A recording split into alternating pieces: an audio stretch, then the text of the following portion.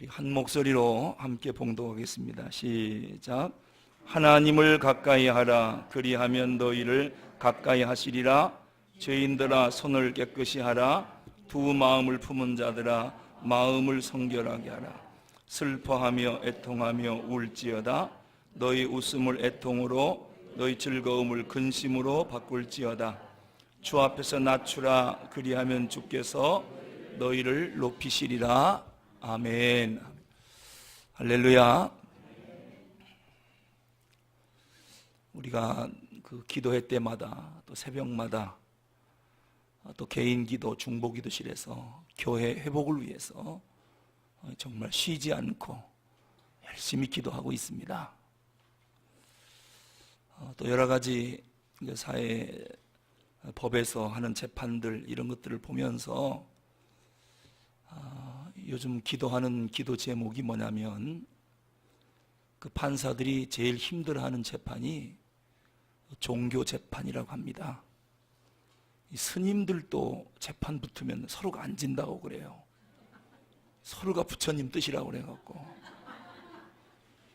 또 교회에서도 교회 분쟁이 생기면은 아주 판사들이 힘들어하는 이유가 뭐냐면은 서로가 하나님의 뜻이고 또 서로가 기도를 많이 하고 응답 받고 왔다고 서로 주장하기 때문에 이 판사가 너무 힘들어서 참 우리가 심각하게 들어야 되는데요. 다음번 재판 올 때는 양측 다 기도하지 말고 오라고 한답니다. 우리는 아주 힘겨운 대상과 싸울 때 뭐라고 말하냐면 골리앗과 다윗의 싸움이라고 그럽니다. 우리는 결론을 알기 때문에 다윗이 이겼죠. 서로가 다윗이라고 주장을 해요. 이 말은 반드시 자기들이 이긴다는 얘기거든요. 상대는 무자비할 정도로 강력하지만 우리가 하나님이 도우셔서 반드시 이긴다라고 하면서 서로가 승리를 장담하면서 다윗이라고 이렇게 주장하는 것을 봅니다. 이쯤에서 우리가 좀 깊이 생각해야 할 일은 뭐냐면 여러분 우리도 이러한 영적 전쟁에서 반드시 승리해야 되잖아요. 지면 안 되잖아요. 특히 이건 교회 분쟁치고는 이단과의 전쟁이기 때문에 이 다른 교회 분쟁과는 양상이 전혀 틀립니다. 그래서 반드시 이단과의 전쟁에서는 승리를 해야 하는데 골리앗과 다윗의 전쟁에서 다윗이 이겼습니다마는 그 이긴 이유가 있습니다. 이긴 이유가 두 가지가 있는데 하나는 뭐냐? 네가 진짜 다윗 맞느냐? 하나님이 그걸 물으십니다. 서로가 다윗이라고 주장하는데 네가 정말 다윗 맞느냐? 전쟁에서 이기기만 원해갖고 내가 다윗입니다 라고 다윗 흉내내는 거짓 다윗은 아니냐? 이것이 하나님 앞에 고민이고요. 두 번째는 다윗이 이긴 것은 저절로 이긴 게 아니라 다윗의 손에는 물맷돌이 있었습니다. 그렇다면 네가 다윗이면 네 손에는 물맷돌이 있느냐? 하나님이 그걸 물으실 때 주님 우리가 다윗 맞고요. 우리 손에 물맷돌이 있습니다. 그럼 세 번째로 너 그 물맷돌 가지고 돌 던지기 싸움하는 거냐? 아니면 정말 만군의 여호와의 이름으로 믿음으로 나가는 싸움 맞느냐? 너희들에게 믿음이 있느냐? 그것을 물으실 때 우리가 뭐라고 대답을 해야 될까? 이 세 가지를 점검을 해봐요. 내가 진짜 다윗이 맞는가? 우리가 정말 다윗 맞는가? 아니면 모양만 다윗인가? 다윗 흉내만 내고 있는가? 실제로는 골리앗인데 이기고 싶어서 다윗인 채 하는 것은 아닌가? 두 번째는 정말 다윗이라면 물맷돌이 있는가? 그리고 만군의 여호와의 이름이 있는가? 우리말 가운데요 싸우면서 닮는다라고 하는 말이 있어요. 처음에는 다윗으로 시작을 했다가 한참 싸우다 보면 둘 다 골리앗이 되는 가능성이 있어요. 순수성을 잃어버리고 이제 교회가 왜 이런 어려운 일을 당하게 됐는가 놓고 하나님 앞에 계속 기도하면서, 이건 다름이 아닙니다. 한 사람의 이단성, 잘못된 신학, 그리고 그 사람이 품은 야망, 탐욕, 욕심, 이것이 아름다운 교회를 파괴시킨 것입니다. 그리고 교회는 십자가의 복음이 선명하게 드러나야 되는데, 이단이니까 십자가의 복음이 안 보이잖아요. 거기다가 비민주적이고, 거기다가 순수성이 없고, 그리고 상식이 안 통하고, 이런 것들이 오늘 이 좋은 교회를 무너뜨린 것입니다. 자, 그렇다면 우리가 다윗의 물맷돌을 갖고 골리앗을 물리치려면 이제 본질로 돌아가서, 너희는 그럼 과연 순수하냐? 십자가의 선명한 복음을 갖고 있느냐? 그리고 탐욕과 욕심과 야망은 없느냐? 자기 내려놓음, 자기 비움이 탁월하냐? 이게 다 다윗의 물맷돌이거든요. 과연 그 물맷돌이 있느냐는 거예요. 그리고 정말 모든 것이 민주적으로 상식이 통하는 교회 운영을 하고 있느냐? 이게 다 다윗의 물맷돌입니다. 이게 과연 있느냐? 하나님이 볼 때 인정할 만한 게 너희들에게 있느냐? 더 나아가서 성령 충만하냐?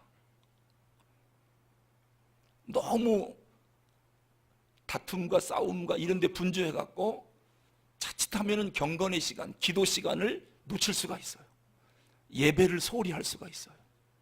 자기도 모르게 너무 의협심과 하나님 앞에 충성심과 하나님의 공의를 위해서 앞장서서 나가 싸우다 보면 자칫하면 자기 경건, 하나님 앞에 개인 기도, 하나님 앞에 예배 성공, 이런 것들이 만약에 하나라도 소홀히 되고 무너진다면 역시 다윗으로 시작했다가 골리앗으로 변질되어 가는 건 아닌가. 그래서 여러분, 원래 전쟁이 일어나면요, 군인들은 전쟁 앞서서 피나는 훈련을 해야 됩니다. 뼈를 깎는 훈련을 받아야 땀 한 방울이 전쟁터에 가서 피 한 바가지와 바꿀 수가 있습니다. 여기서 땀 흘리지 않으면 전쟁터에 가서 피 흘려야 됩니다.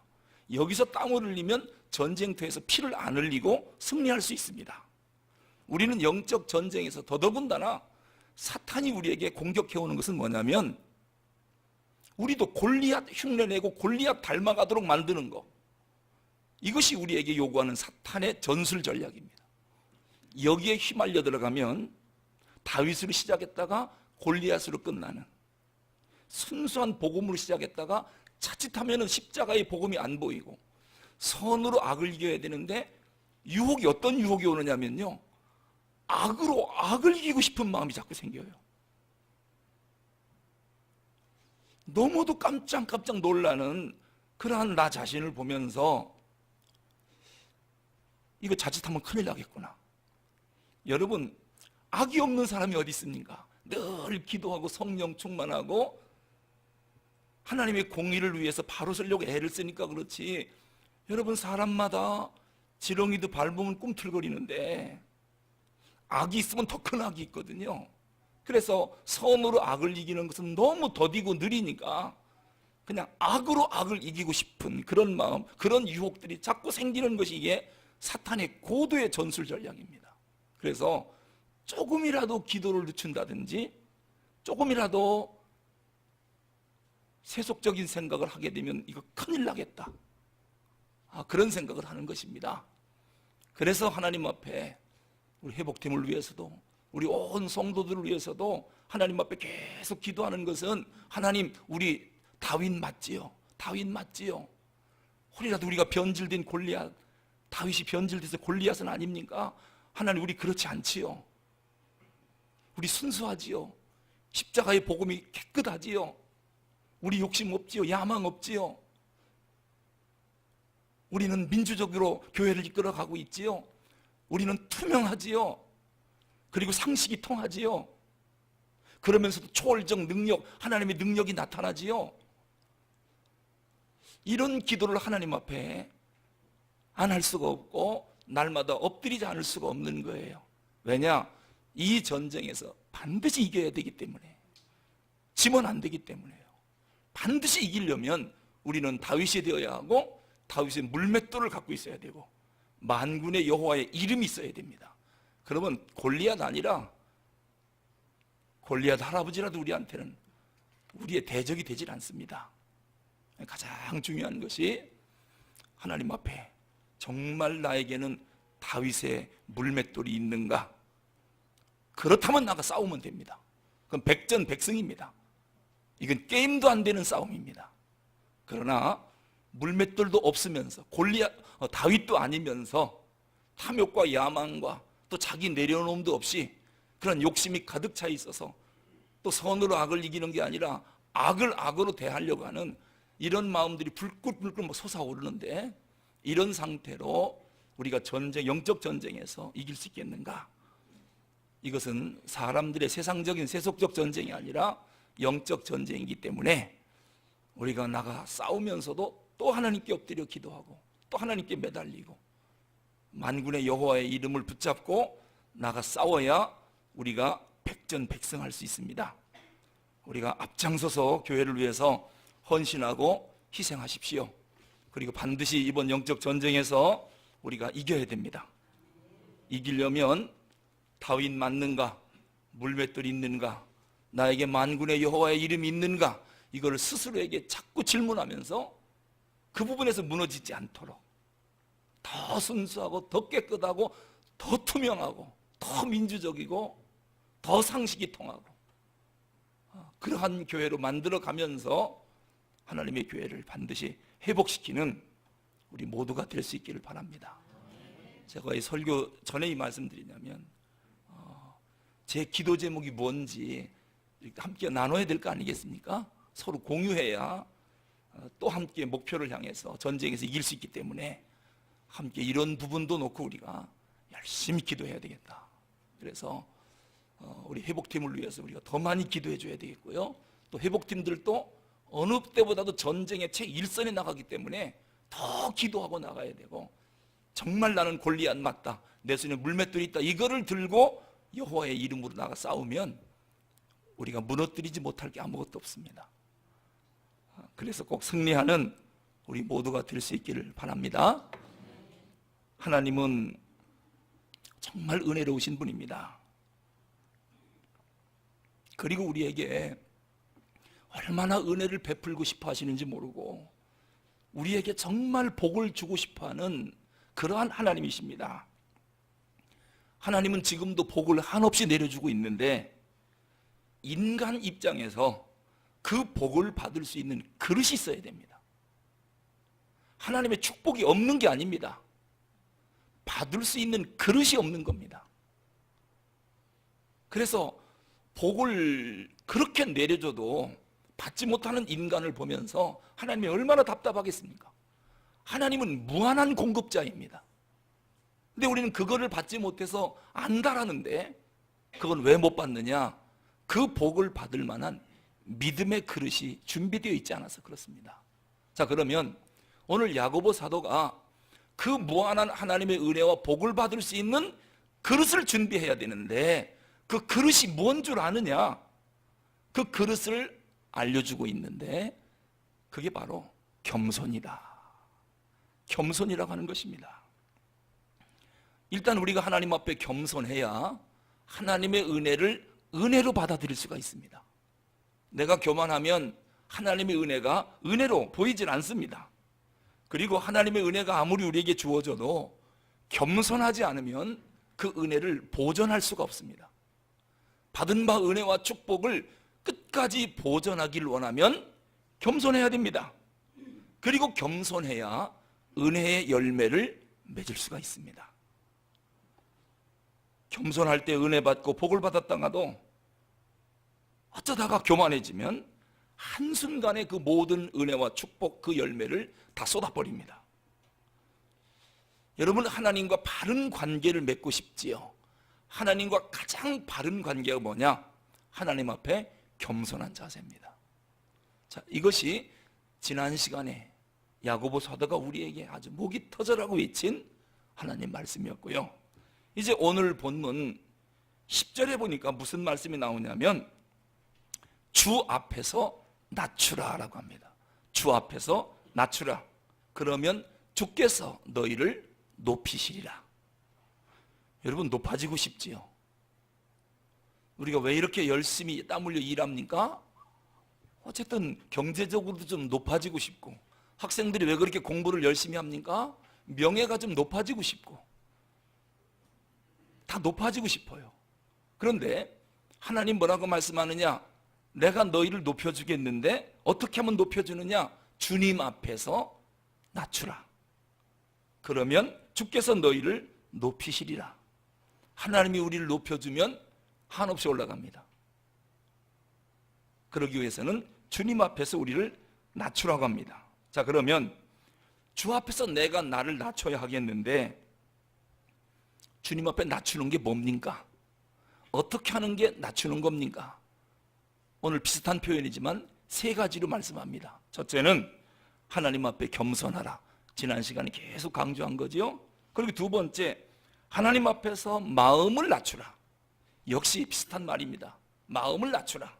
교만하지 말래요. 그 다음에 세 번째로 하나님을 가까이 하라. 이것이 주님 앞에서 나를 낮추는 방법이랍니다. 자, 그렇다면은 오늘 본문 6절에 보니까 우리에게 있어서 최고의 미덕은 겸손이고 최고의 악은 교만이다 그랬죠? 이 겸손의 반대는 교만입니다. 말씀드렸듯이 겸손이 복받는 그릇이라면 교만은 패망의 선봉이요 넘어짐의 앞잡이입니다. 그러니까 혹이라도 내 마음에 우쭐한 생각, 너보단 내가 낫지, 너 같은 거야, 혹시라도 이런 마음이 들거든 큰일 났구나, 우리 망하게 되었구나, 이런 생각을 꼭 하셔야 됩니다. 겸손이라는 게 뭡니까? 그래도 나보단 당신이 더 훌륭합니다. 나 같은 게 뭐 하나님 은혜 없이는 나는 한순간도 살 수 없는 연약한 자입니다. 이러한 겸손함이 늘 우리에게 있어야 돼요. 이것이 복받는 비결이고 하나님이 우리를 높여주는 비결이랍니다. 특히 교만이라고 하는 게 뭐냐? 여러분, 교만은 내가 무엇을 필요로 하는지 모르는 마음.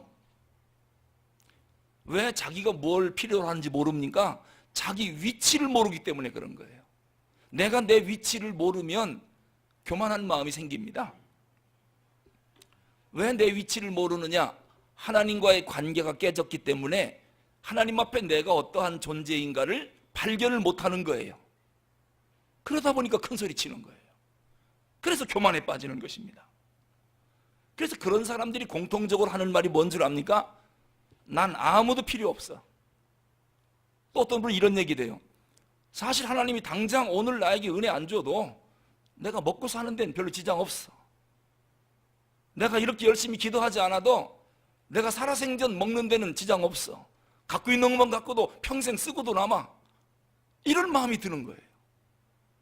그래서 하나님 앞에 가까이 안 와요. 예배에 성공하지 못해요. 예배보다는 세상이고 쾌락이고 남는 시간 이용해서 예배 드리려고 하고. 왜냐하면 하나님 은혜 없이도 얼마든지 잘 먹고 잘 살 수 있다는 거예요. 예배 한 번 빠지는 건 우습게 생각해요. 아직도 이번 주에 은혜 못 받아도 사는데 지장 없다. 내가 돈이 없어, 건강이 없어, 뭐가 없어. 이런 마음이 그런 형태로 나타나는 거예요. 근데 겸손한 사람은 아무리 나에게 가진 게 많이 있어도 하나님의 은혜를 걷어가는 날이면 난 이대로 망합니다. 하나님 안 됩니다. 그러니까 하나님 앞에 자기를 낮추는 겁니다. 마음을 낮추는 겁니다. 하나님 두려운 줄 알고 무서운 줄 아는 이러한 마음, 이것이 겸손한 마음입니다. 사실 우리가 한순간도 하나님의 도움 없이는 살 수 없는 자들이거든요. 하나님의 도움뿐입니까? 이웃의 도움 없이도 우리 못 살아요. 여러분, 이웃 도움 없이 살 것 같습니까? 일단 밥 먹으려면 농부가 쌀을 만들어줘야 됩니다. 어디 운전하고 가려면 주유소에서 기름 넣어줘야 됩니다. 돈 벌려면 고객들이 물건 사줘야 됩니다. 전부가 다, 그래서 우리가 사회적 동물 아닙니까? 이웃의 도움 없이 내가 하루인들 살 수 있을 것 같습니까?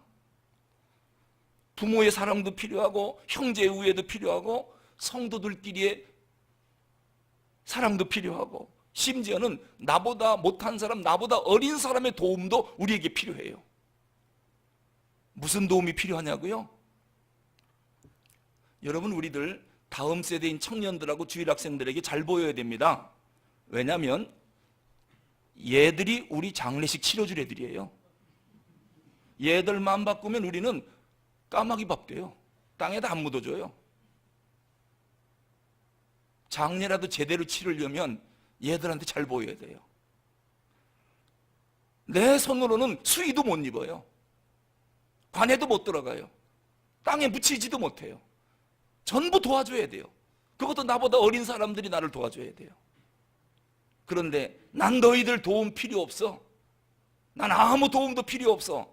이게 교만 아닙니까? 자기 위치를 모르는 거예요. 자기가 어디 서 있는지 모르기 때문에 이런 말하고 다니는 거예요. 하나님이 그런 이야기를 들을 때 너 좀 안 되겠구나, 좀 뺏어야 되겠구나. 그래서 우리에게 간혹 고난이 오기도 하고, 사장님 부도 났습니다. 아이고, 암입니다. 이런 얘기들이 왜 들리는 겁니까? 그런 것들이 왜 이런 것들이 와서 우리를 깜짝 놀라게 하죠? 나도 모르게 교만에 올라간 거예요. 겸손하지 못한 거예요. 하나님은 믿음을 위해서는 못하는 일이 없거든요. 우리에게 믿음이 가장 소중하기 때문에 이 믿음이 흔들리고 믿음의 손실이 오면 하나님은 못하는 일이 없습니다.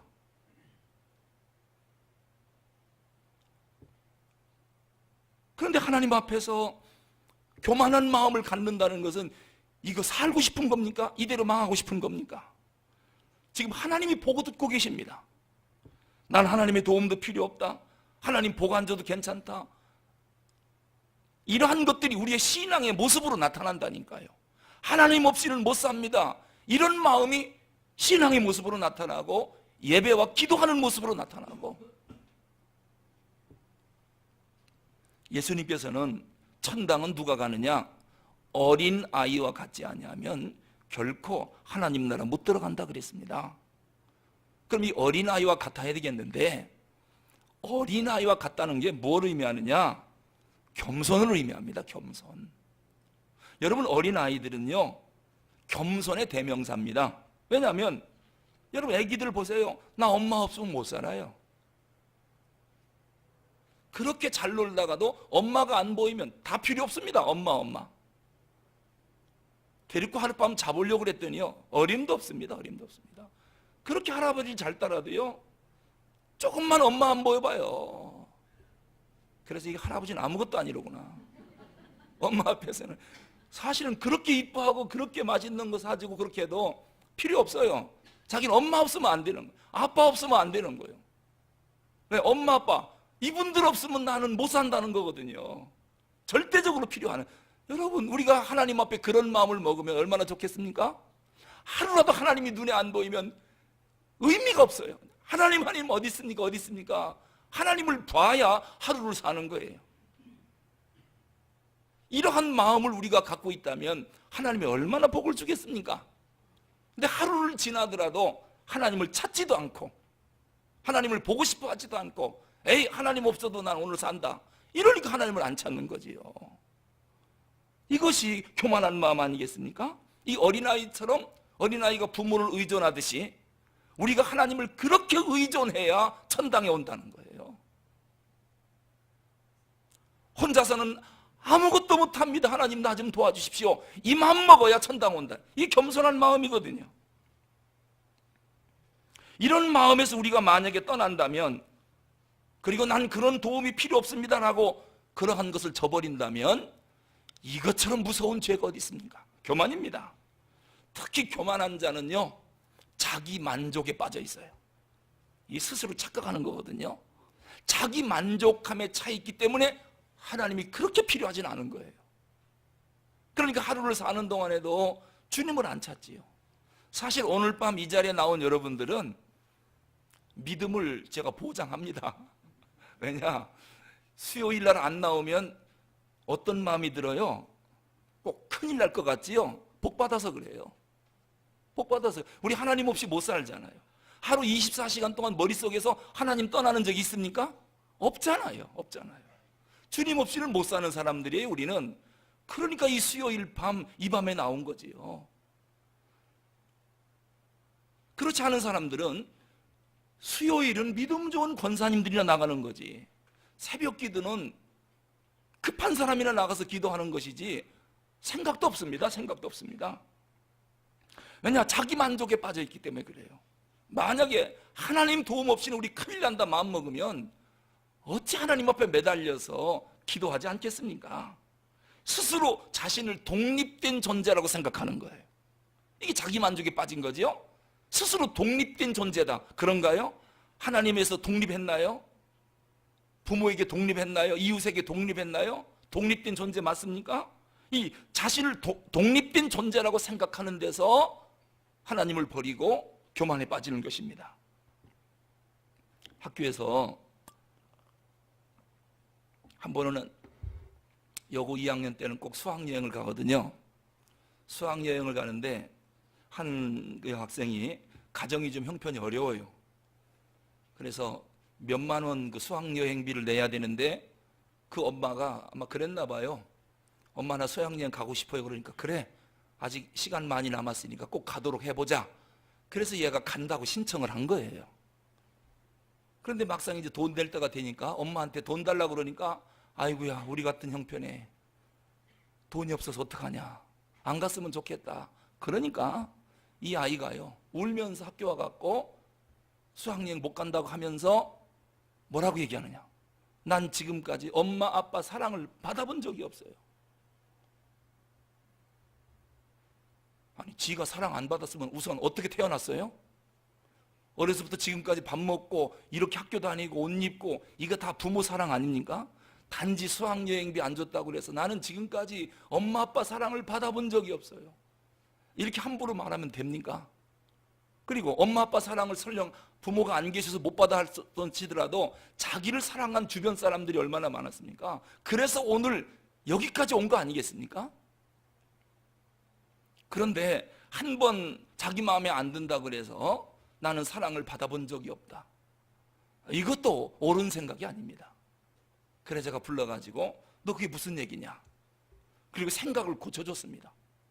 그리고 너는 너를 낳아준 부모님만 아버지라고 생각하는데 그건 아니지. 너를 오늘 고등학교 2학년 올 때까지 지식을 가르쳐준 사람이 누구냐? 지식의 아버지가 선생 아니냐? 선생도 너희 아버지야. 널 낳아준 아버지도 있지만, 그리고 이 나라를 이렇게 잘 이끌어가는 분이 누구냐? 대통령 아니냐? 대통령도 너희 아버지야. 그리고 너를 영적으로 잘 이끌어가는 교회 목사님도 너희의 영적인 아버지야. 너에겐 아버지가 이렇게 많이 있는데 이게 루터의 아버지관이거든요. 우리가 효도해야 할 부모가 나를 낳아준 아버지만이 아니거든요. 그러면 네가 그런 생각을 한다면, 선생님 나 수학여행 가고 싶은데 돈이 없어요 하면, 나도 지식의 아버지인데 내가 너를 데리고 갈 수도 있잖아.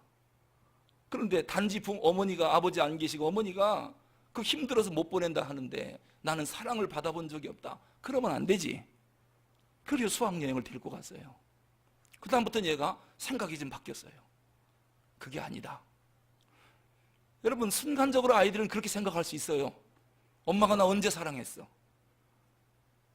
난 사랑을 받지 못했다.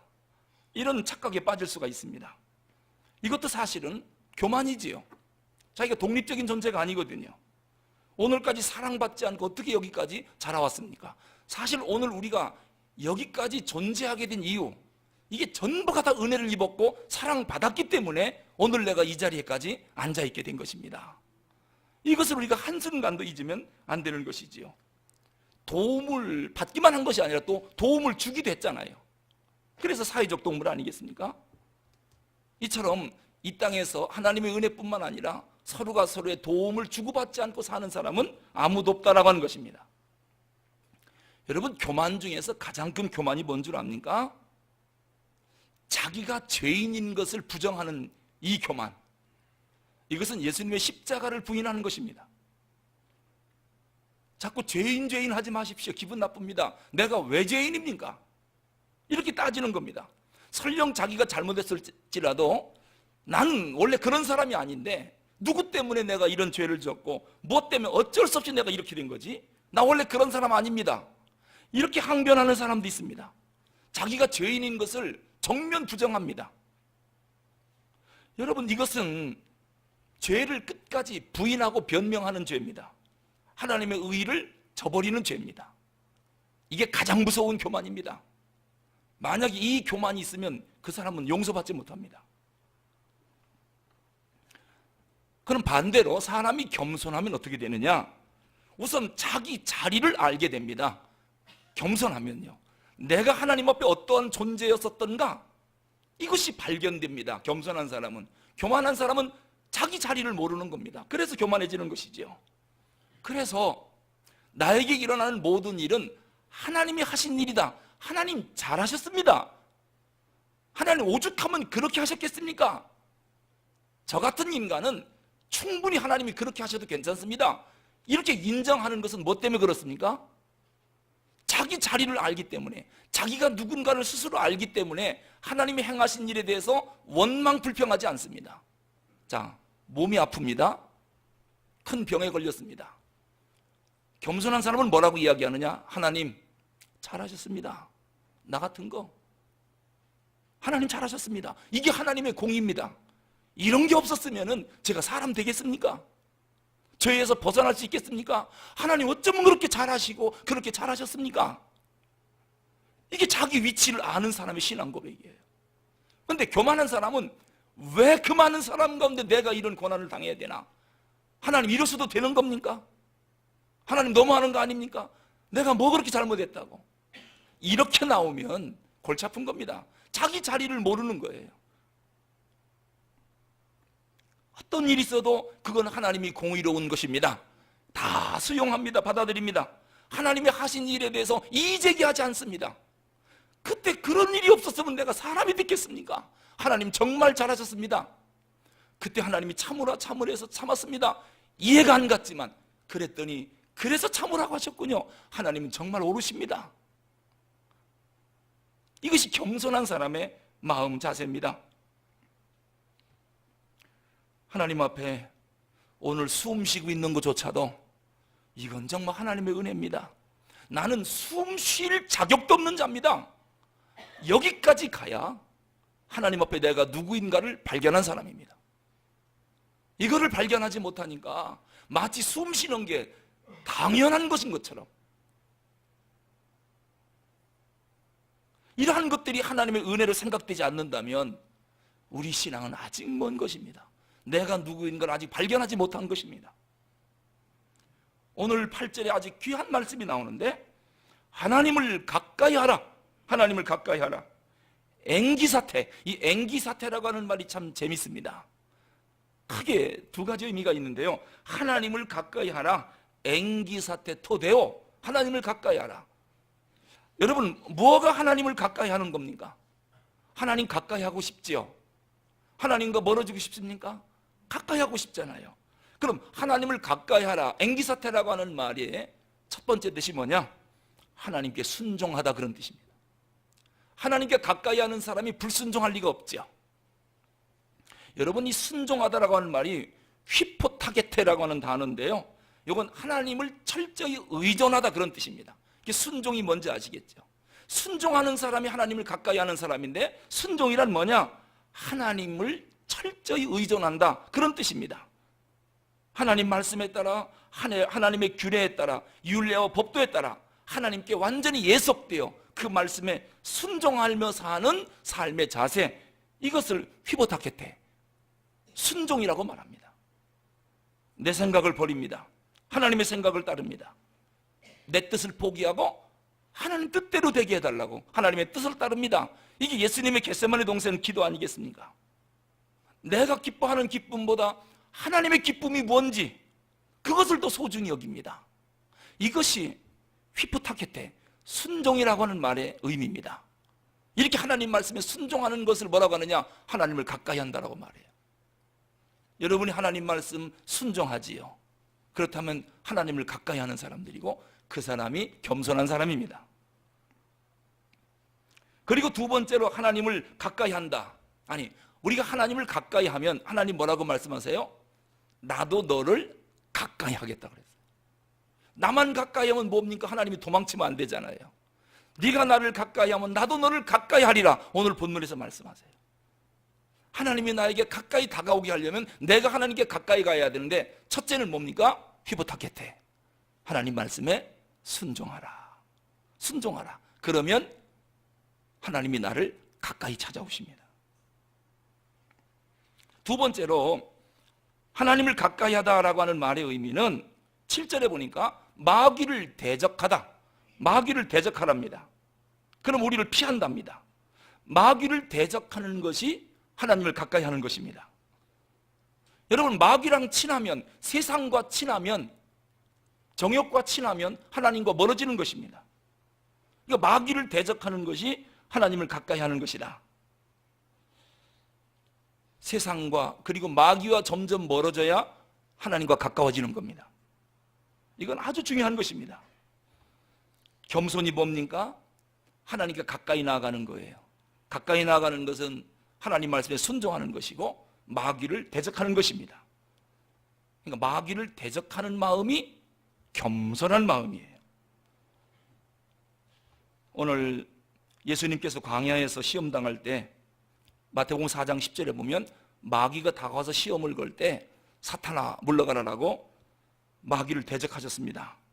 또 베드로가 십자가 지려고 하시는 예수님 앞에 나와서 주님, 그럴 리가 없습니다. 십자가를 제가 맡겠습니다라고 할 때 사탄아 물러가라. 너는 나를 넘어지게 하는 자로다. 엄히 꾸짖으면서 냉정하게 사탄을 끊어버렸습니다.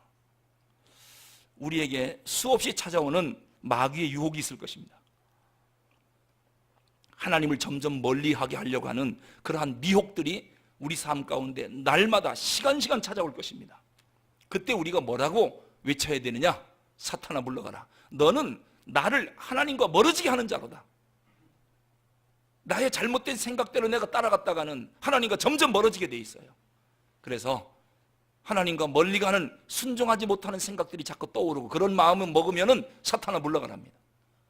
죄짓게 하는 마음이 자꾸 들면 사탄아 물러가라. 그래야 하나님께 가까이 나아갈 수 있고, 그렇게 되면 하나님이 우리를 가까이 합니다.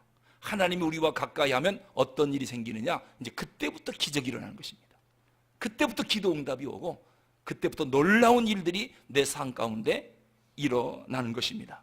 그래서 우리의 신앙생활 가운데 하나님이 나와 함께 하는 거, 하나님이 내 손을 잡고 가는 것을 우리가 느끼게 됩니다. 주님이 나랑 동행한다는 것을 느끼게 됩니다. 그때 가야 내가 하나님을 가까이 하고, 그럴 때 하나님이 나를 가까이 해줍니다. 그러면은 주님이 나와 함께 하는구나, 이것을 느끼게 됩니다. 그때 그런 사람은 이제는 세상이 감당치 못합니다. 기도하겠습니다.